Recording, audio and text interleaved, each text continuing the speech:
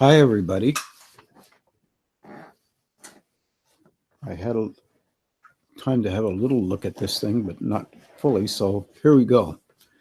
There's a question from Dominic in Glasgow.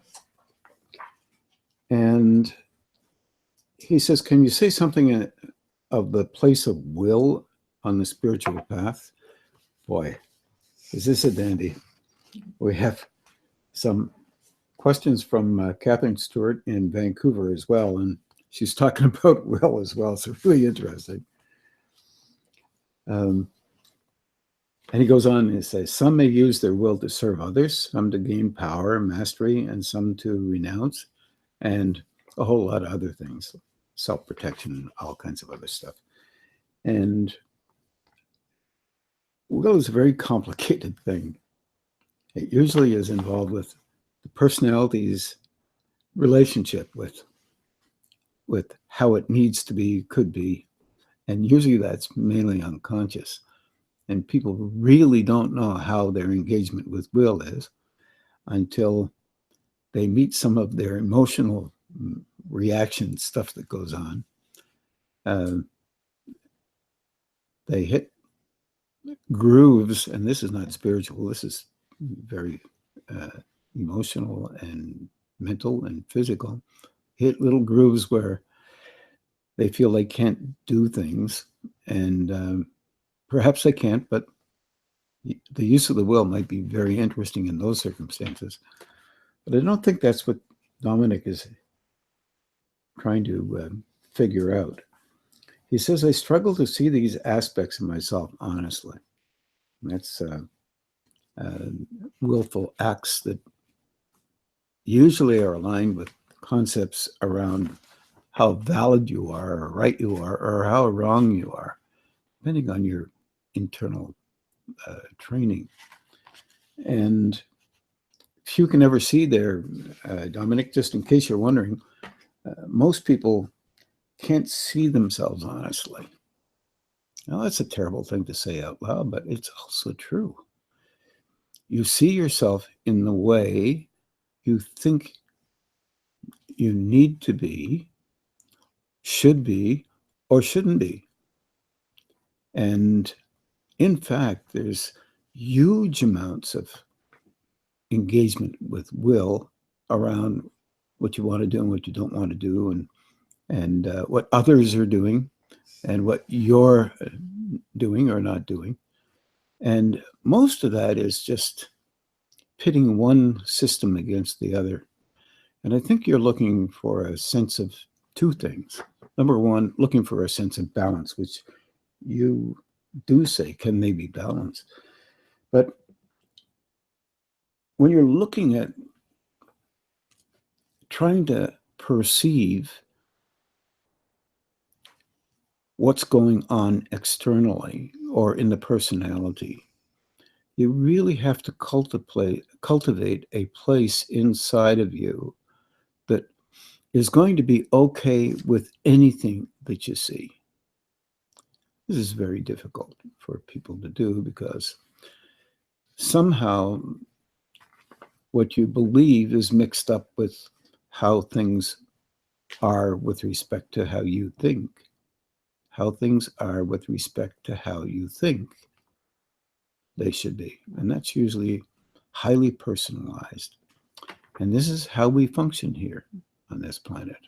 We personalize everything, and then we discharge everything that we've decided wasn't true yet today, even if it was true yesterday. And then we go on with our lives and try to make sense of our defenses around what we did before and what we didn't before.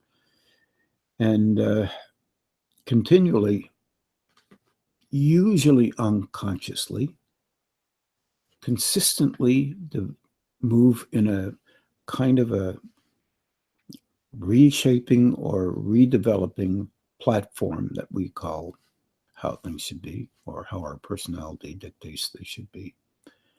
All of that is really kind of reflexively normal for every person who lives on the planet. No exceptions. Don't care whether you're spiritual or not. Just doesn't matter.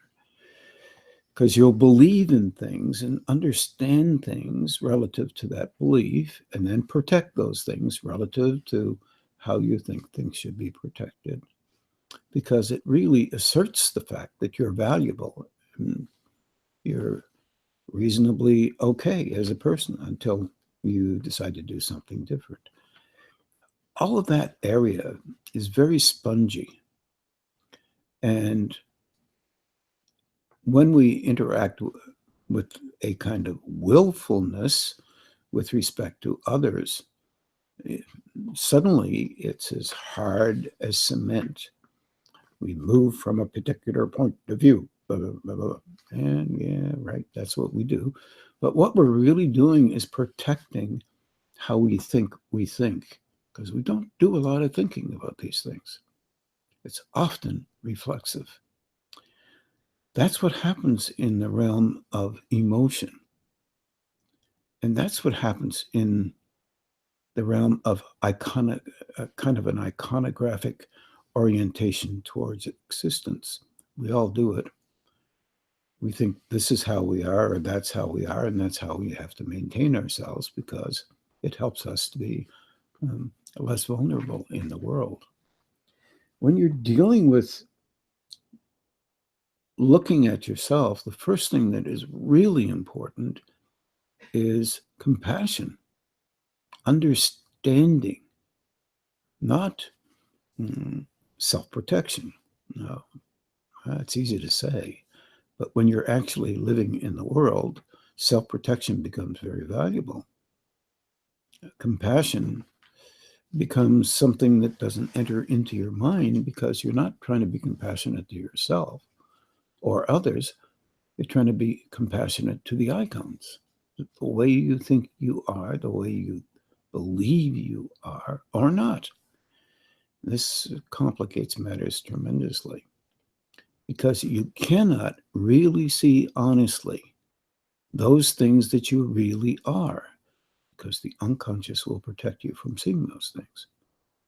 Not because you're bad, not because you're great, not because you're anything other than working your way through you into the next layer of you as you continue on your personalized development in life. Now, when you move into a construct, and it's partly into Catherine's question as well, the construct that relates to spirituality, in my opinion, everything is spiritual. So that's a dilemma. Even delusions are spiritual. The illusory life that you believe has to be true is spiritualized. And the reason for that is that energy moves into and through you all the time to help you to perceive you as you are, with no disrespect and no internal verbiage except at your own as that would indicate that somehow you're wrong or perfectly right. And that is not real. No one is perfectly wrong and perfectly right. It just doesn't, it's not realistic. So when you're looking at a will, to begin to understand levels of spiritual development, you can begin by learning how to watch yourself in all of the things you do, not only in the things that you think are right or wrong. You just watch what you're doing and wonder why you're doing it that way. That seems rather trite, but I assure you that's extremely difficult to do, because so strong are the reflexes that we have emotionally to have a commentary go on at the same time. Where you can cultivate a will not to have a commentary is building a space or a kind of viewfinder that you can look through as if you're just watching to try and understand, as opposed to watch, try to judge what's going on inside of you. And we've been trained to judge almost anything, or to associate what we perceive with some image of what should be or could be or isn't. Sometimes we just can't allow ourselves to see what's going on inside of us at all. It's because of the judgment aspect. The assessment, it's very necessary, some would say, to assess what's going on so you can, if you're trying to use your will in a spiritual manner, so that you can assess how valued you are, and you should be able to be lifted up into a higher state.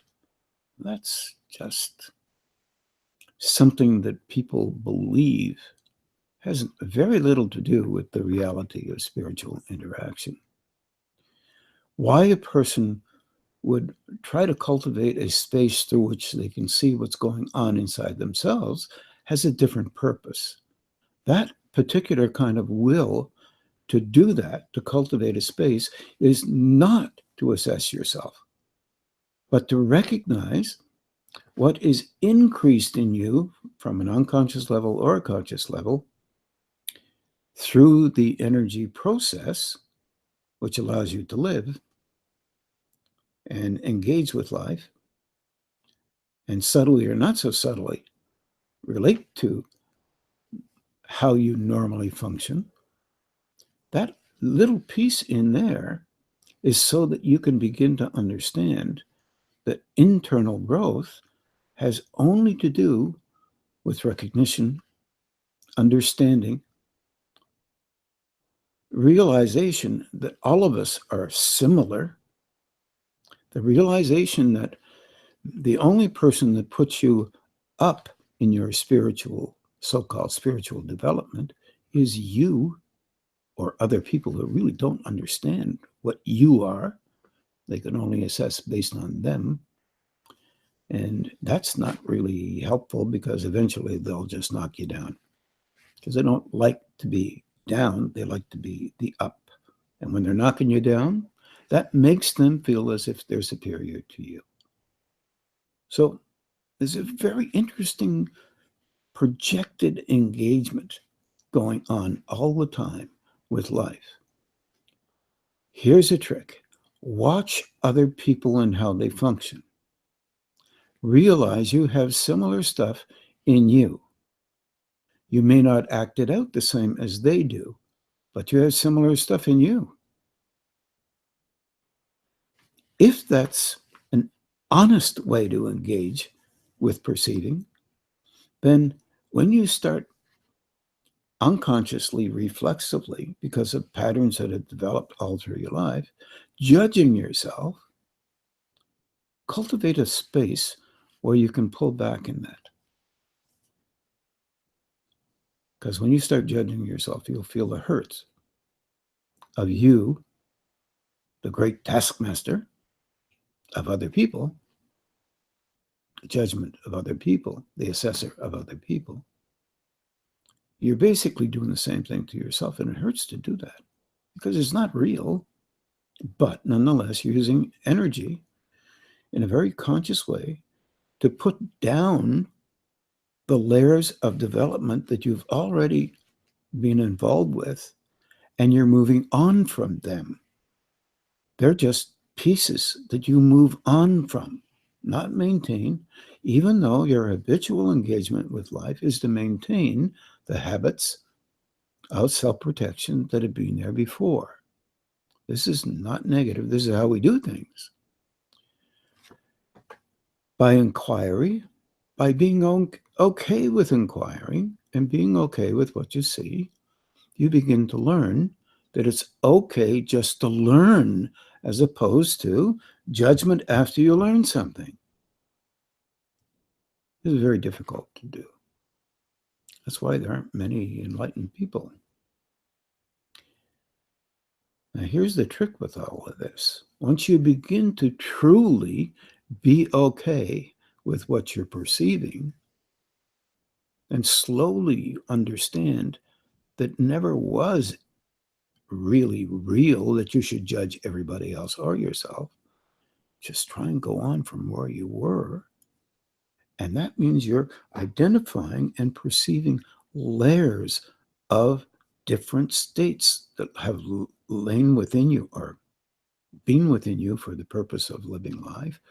And you're trying to shift some of them so that you can have other ways of perceiving and engaging with life.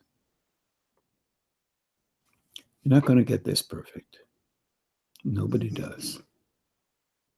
Even the folks who sometimes say they are without this stain of humanity, blah, blah, blah, blah, egoless beings, it's not real.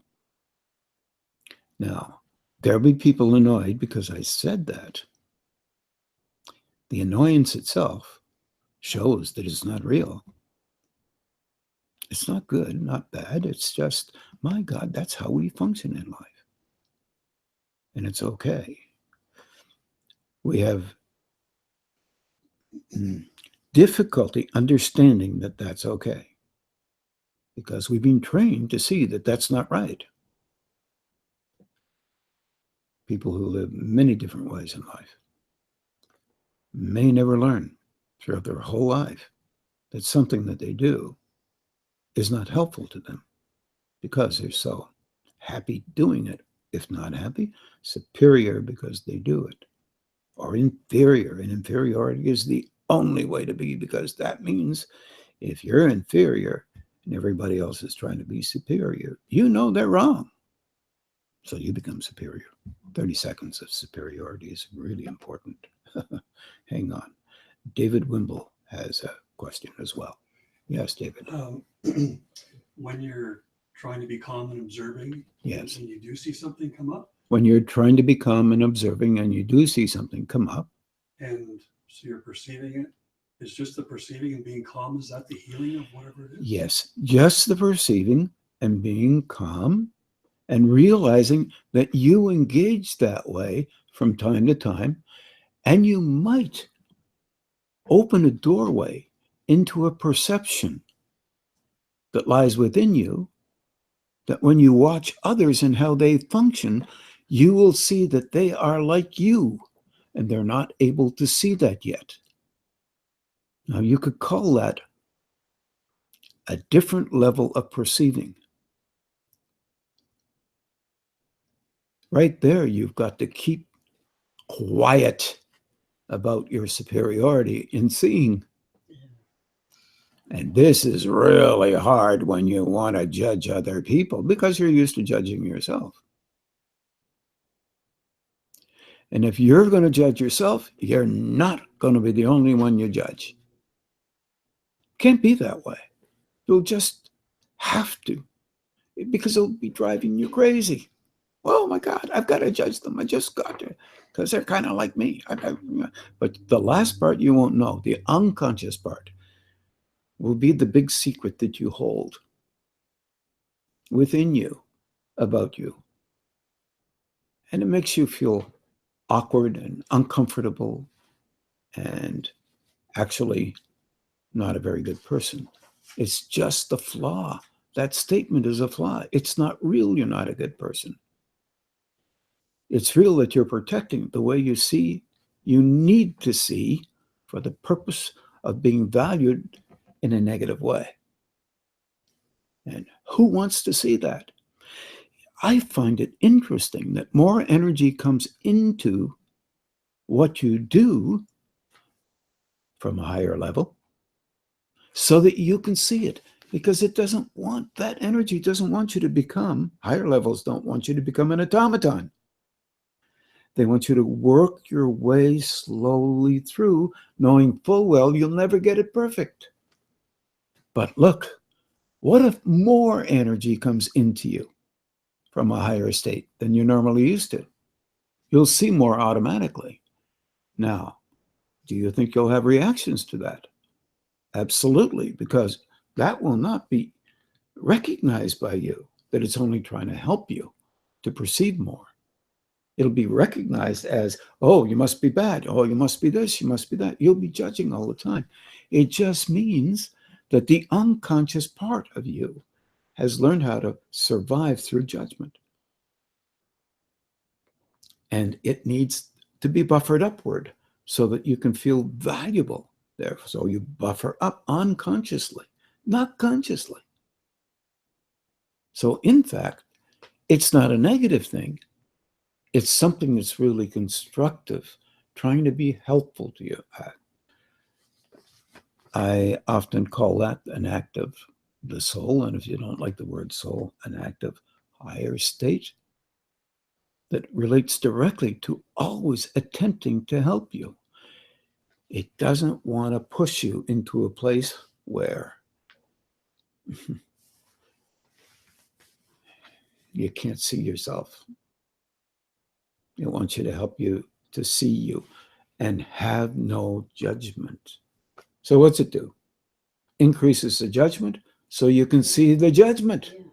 Oh my God, I'm judging, it thinks you will say. Eventually it will. You will. Oh my God, I'm judging. This is really bad. Oh, well, okay. How many years do you want to keep that one up? Well, not too many, 10, 15, 20.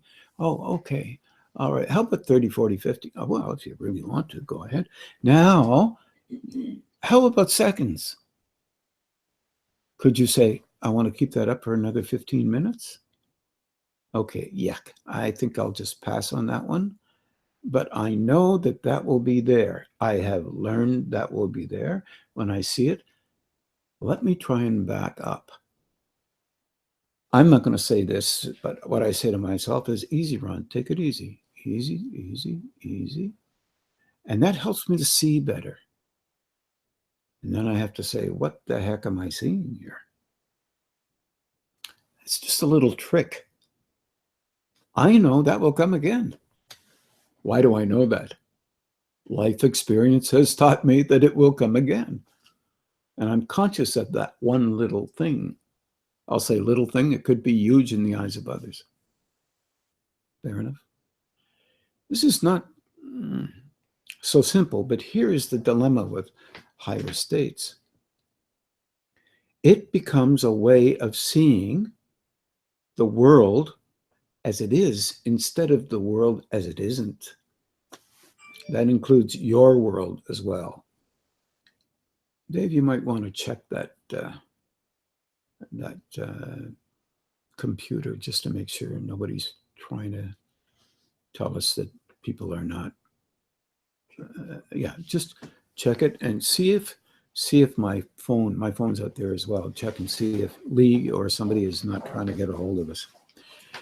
So the question that Dave came up is really an important question. If you're attempting to construct a mental space of the ilk that allows you to consider things without necessarily judging them, then what you're doing is opening a space inside of you when you're living life so that you can wonder what the heck is going on in a particular moment and why you need to do that. Why you need to do that comes awfully slowly because it's based on huge patterns. And sometimes patterns are very difficult to see, especially if they're our own. Some of them are rather clear to us, and we don't want to throw them away because they are protected patterns. Seems to be okay, David? Lee said it's stopping and starting.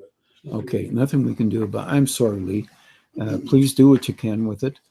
It looks like the Wi-Fi is intermittent, and perhaps that's the reason. Apologize for that. So these things are very interesting from the perspective that the space that you're attempting to cultivate will also be increased because you're trying to cultivate it. Because energy follows an act, a defense, a thought, an emotion. Always, if you attempt to do something, you have the battle between construction and the ultimate unconscious realization that you have related to your personality, that if you continue to do this act, you will not be the way you were before. What the unconscious doesn't know is you'll never be the way you were before because you don't know what you were before. Everything is reflex. And you're trying to make it more conscious. The purpose for doing that is that you can then begin to perceive energy moving into you from higher states, because it is always doing that. It's just that in our matter world, we are not as aware as we believe we're aware. Thinking that these chakras are here, there, or they are this kind or that kind, or this energy or that energy, is not necessarily true. There, I've said it out loud. But energy coming in is coming in for a number of reasons. One, to reassert what you want that energy to reassert in the process that you cultivated, that we call physically, emotionally, mentally, we call personality. If you want to remain the same and you fight to remain the same, you can.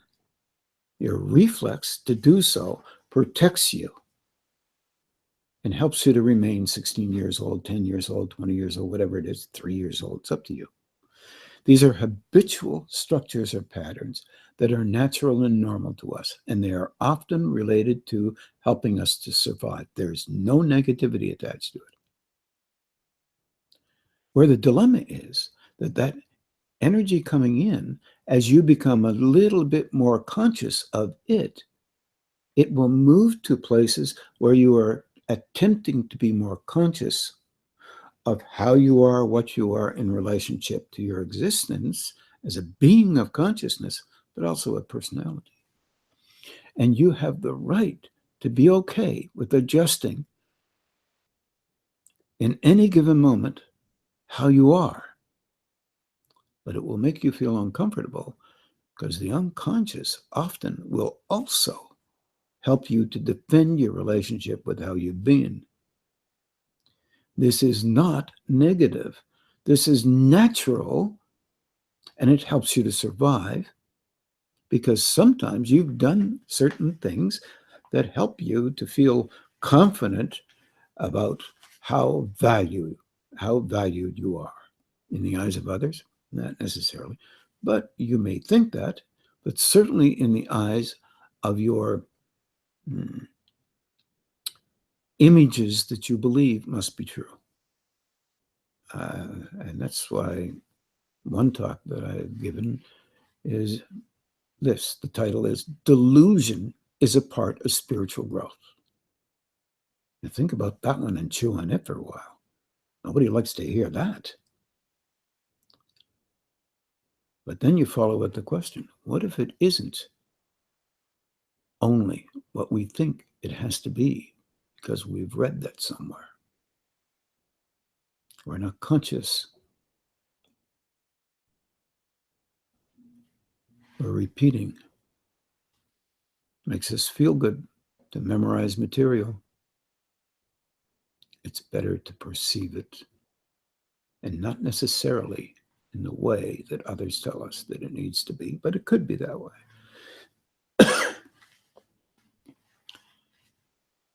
Confusing?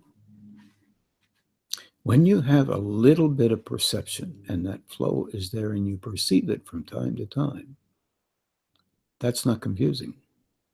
But there is a question. Oh, it can't be only that, is it? Wow. Why don't we ask questions about our relationship with our personas and how we think things have to be? Something like that. Why do I have to be like this? Can I be some other way? Can I be like this other way? Well, no, I better not, because I've been like this forever, and this is a good way to be, and it's helped me to survive, and that's legitimate. We do this all the time, whether we know it or not. So this construct of will, it takes a tremendous will to be willing to be okay with what we see inside, and to be okay and continue to meditate and engage with higher states the best we can, so that we can broaden out those links that we actually have. We have gossamer links to higher states all the time. And those links attempt to be more and more open. And as soon as they open, we get nervous because we're intense. We perceive our intensity. The intensity is there so we can survive. We believe it has to be that way. Therefore, our focus promotes an act of expression of energy into that intense way of thinking that we have to be. So you're not thinking, it's imaging emotionally, unconsciously. Not a bad thing, but boy, most fascinating, curious. It's a journey, not speculation. When you're involved with it, you'll even misunderstand what you're involved with. It is allowed. As time goes on, you'll say, oh, maybe it's more like this. Maybe it's more like that. It's like going to an optometrist. Can you see better now or there? And you're given 2 seconds. Take 15, 20, oh, sorry, not years, minutes, few hours, days. Try to figure it out.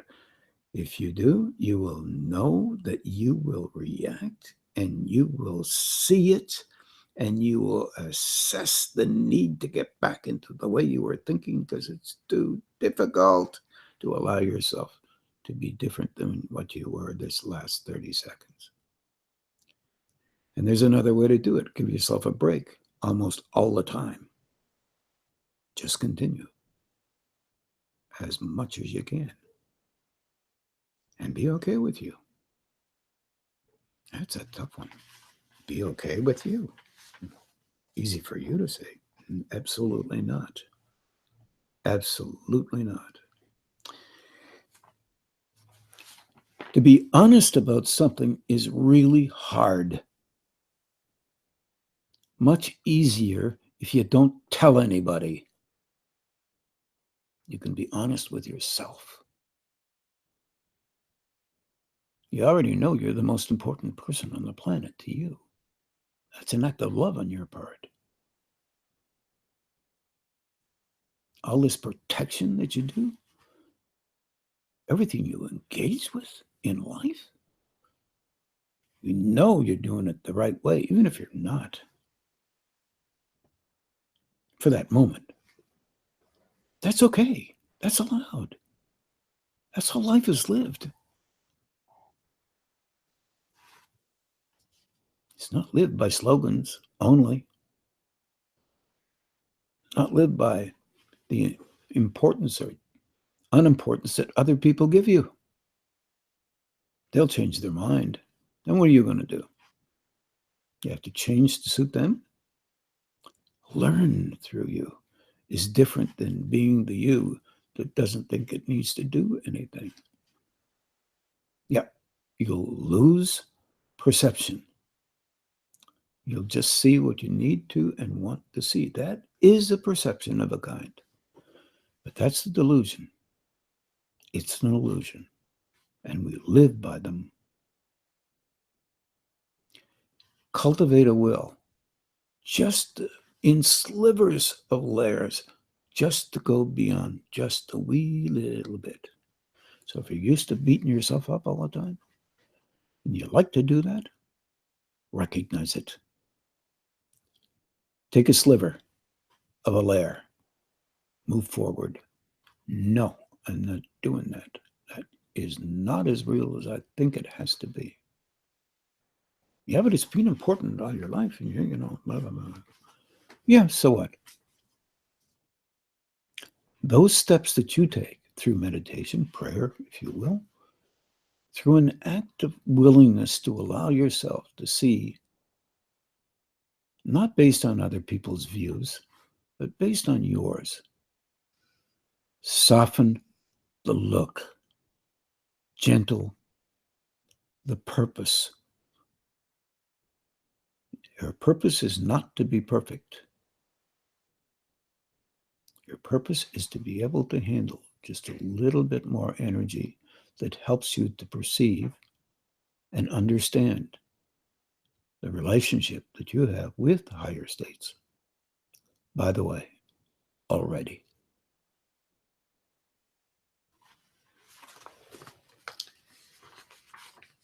I hope that helps a little bit. Yes, balance is defined and redefined all the time by all of us. If you find a balance in there, Dominic, what you'll notice is that you're not reacting. That's the balance you're looking for. You're looking to try to understand, not necessarily reacting. That's the balance.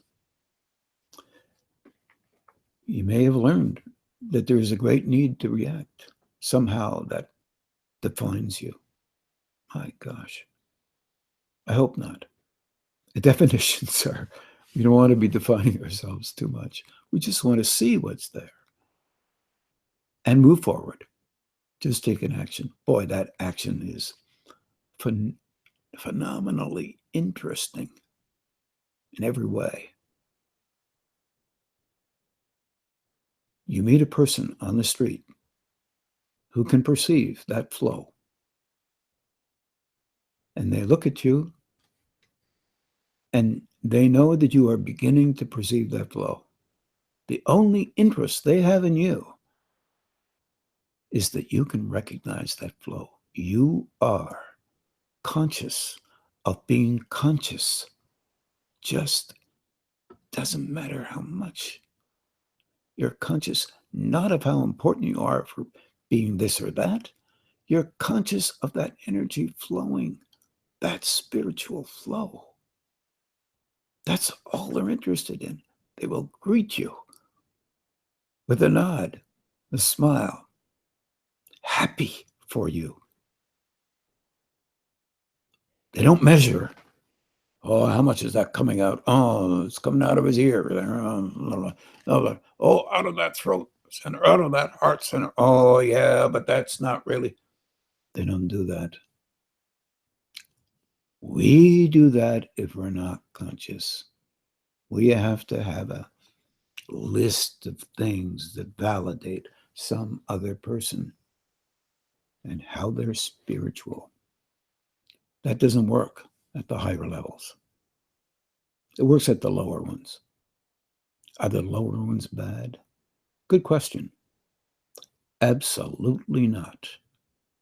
Those are layers of engagement that ultimately leave the personalized versions of what's necessary to prove you're better than somebody else. You leave those because it's not relevant. It's only relevant in the lower systems that can't allow that perception to be there, so that you know that you're in a process of growth for as long as growth can go on. And that's a long time. So you're not pitted one versus this person versus another. It doesn't work that way. But as long as people believe it works that way, we will always find somebody else not to like, to call inferior, to call superior for that matter, and try to knock them down the best we can to our own sizing. Because nobody's perfect. Everyone's knockable. How about turning that around and saying everyone has the opportunity to grow and can Doesn't matter if it's a sliver. It matters that the sliver was attempted, and continuation is vital. I've tried to answer that question, Dominic. Plus, I've added a little bit of Catherine's in there because, strangely enough, both you and Catherine were really interested in the construct of will. And she asked, can I count on being able to see the roots of my unconscious conditioning by how I express externally? It's a good beginning. It's where we are. Again, we're still talking about the internalized will that we use in the process of reflexive responses. It sounds as if this, I hope it didn't, but it sounds as if a little bit that I'm downgrading the unconscious reflex that we all have to engage with life. I'm not trying to do that. I'm trying to say, if you can look at that and just watch it from a slight distance and watch it playing through, it can help you to make an action to pull away from doing exactly the way you have, because these habitual engagements that are reflexive play through over and over and over again, and they will continue to do so even when you're watching them. But you can use energy. I mean, if you try to open your hands or your brow and point in that particular direction when you're watching those images play through, and ask for help, meaning ask energy to come in to be helpful to you so that you can see another way to do something. Oh, and there's always an additional question. Ron, why should I do this if nobody else is going to do it? Good question. Because you can. Other people can't. And any steps that you make towards being helpful to you is helpful to others in an unconscious manner, because most people live in the unconscious world, thinking they live in a very conscious world.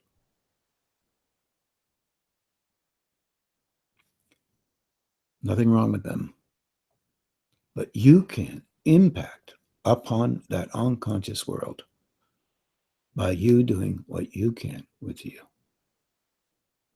Sounds strange, but nonetheless, profoundly powerful. There's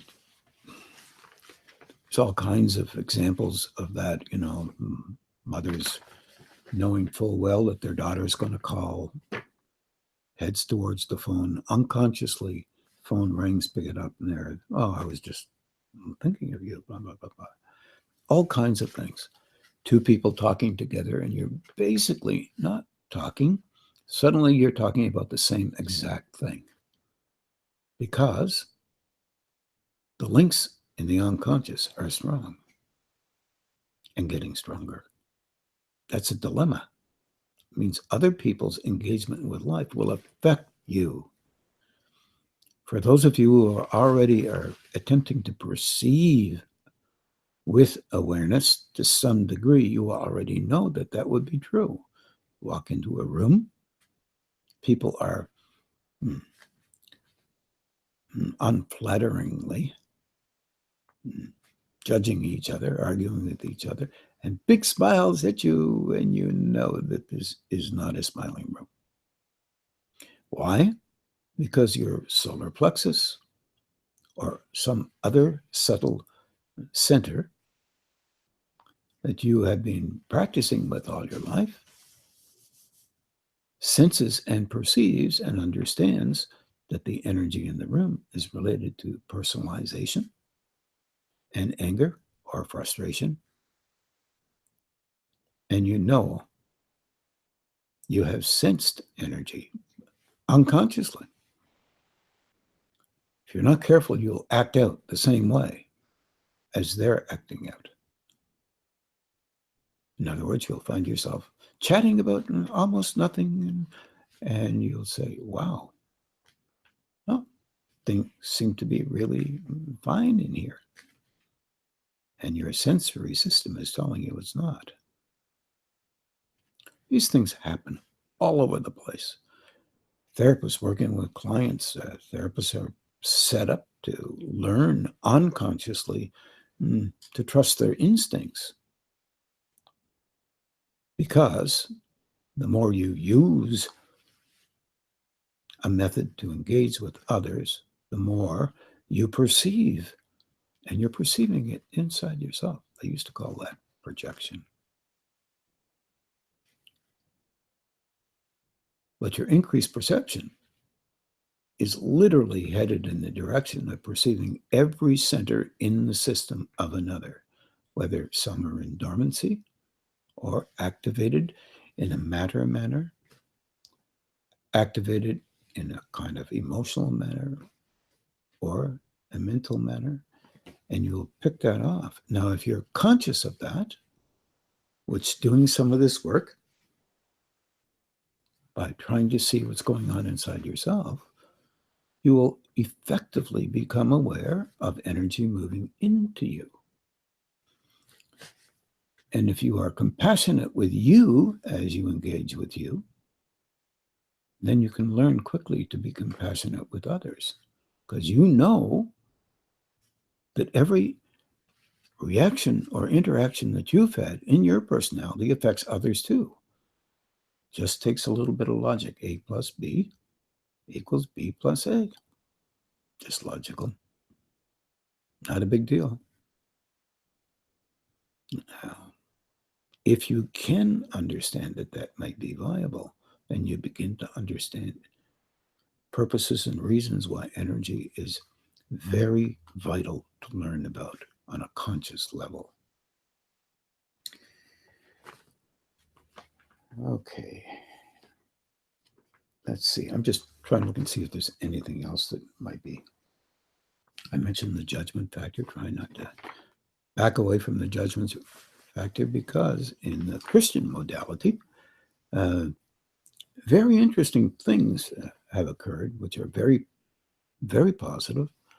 Judge not, lest you be judged. You know, that one.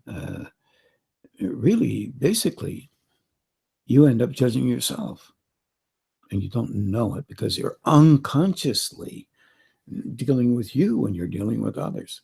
That's pretty scary stuff. Yeah. So that's one of the things you don't have to believe. But it would be great for you to experience the relationship that you have with your interaction when you're interacting with others, and try to understand through perception how it affects you. Only for one reason, not as a punishment, just as, oh my goodness, look what I've learned. And just try to soften it down a bit. You're not going to be perfect. Nobody is. Doesn't happen in a day. Although some people seem to think it does. I had an old friend that said, oh, I worked on that 20 years ago. Oh, well, that's nice. Did you know that it appeared in a different place so that you couldn't see it?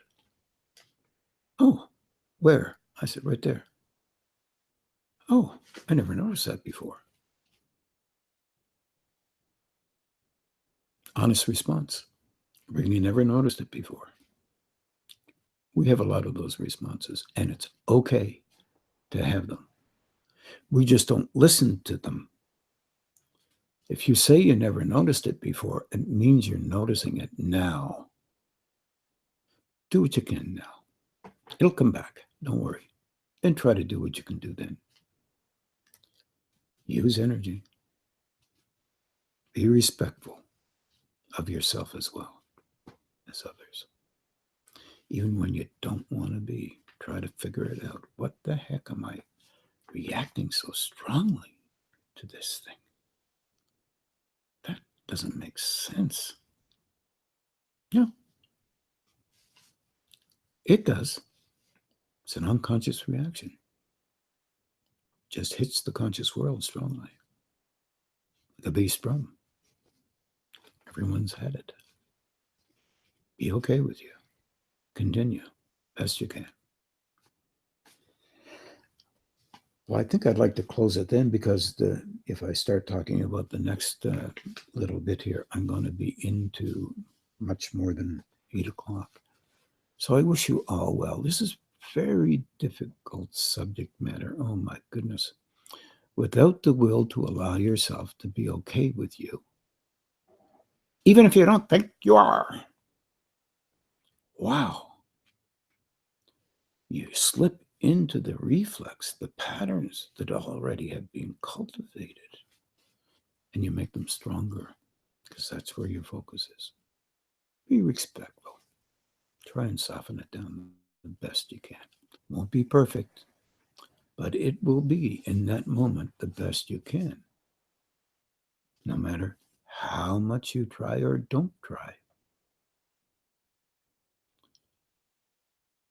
Thank you very much. Take care of yourselves.